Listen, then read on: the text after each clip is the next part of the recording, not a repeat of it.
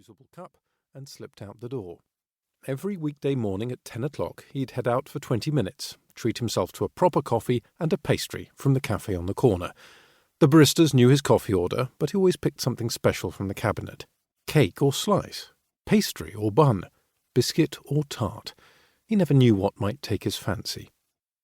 Addison was almost at the cafe, pulling his jacket tighter against the cold and windy day, his wavy, loose curls getting in his eyes as he walked down the hill, a sure sign he was overdue for a haircut. But that was a job for another day. Right now, he needed caffeine, and he could already detect the life-giving aroma in the air when he felt his pocket vibrating. Unknown number. He ignored the call and put his phone away. Addison was not interested in hearing about any affordable insurance policies, not for this life nor the next. He stepped out of the weather and into the cafe, sighing with contentment as he handed over his cup and surveyed the cabinet. The options changed every day, and Addison liked to take his time making his selection. For today's treat, he settled on a boysenberry Danish, the ideal reset after a whirlwind morning of minor frustrations. His coffee was ready by the time he reached the counter to pay. The quick turnaround always meant he'd be back at his desk in no time, and so didn't feel guilty for his little daily excursions.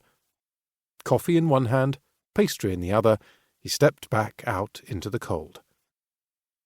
Halfway home, Addison had the final bite in his mouth, delicious and sweet, the burst of fruit against the flaky, warm pastry, perfectly balancing the chew with the crunch, when he felt his pocket vibrating again. He quickly licked the last flakes of pastry from his lips and the buttery touch from his fingertips, then pulled out his phone. Unknown number. He grunted in recognition at the number displayed below, the same one from before, with the 06 area code. What was that? Lower North Island?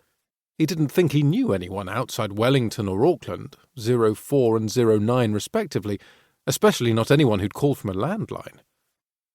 Was it unusual for salespeople to try a second time so soon after the first? They normally left it a day or two before hounding again, didn't they? He didn't answer, and thought nothing more of it. Then, though it was long, the remainder of the working day went without incident. Addison analysed client sales data, assessed campaign results, reviewed reports, and sent emails.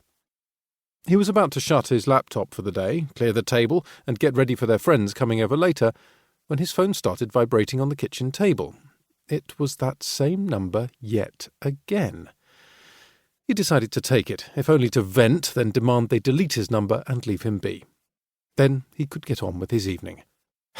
"Hello," Addison said, unable to keep the shortness from his tone.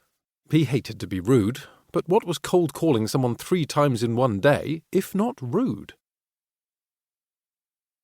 Chapter 2. "Am I speaking with Mr. Addison Harper?" A raspy smoker's voice. Male, middle-aged at least. "Yes," said Addison. "And who—" The caller cleared his throat. "My name is Cecil Norman, of Norman Watts and Associates, calling regarding the estate of Herbert Harper of Milverton. As executor to the late Mr. Harper's will, it is my duty to inform you, Addison Harper, that you are his sole beneficiary." Addison remained speechless for a moment. Herbert Harper?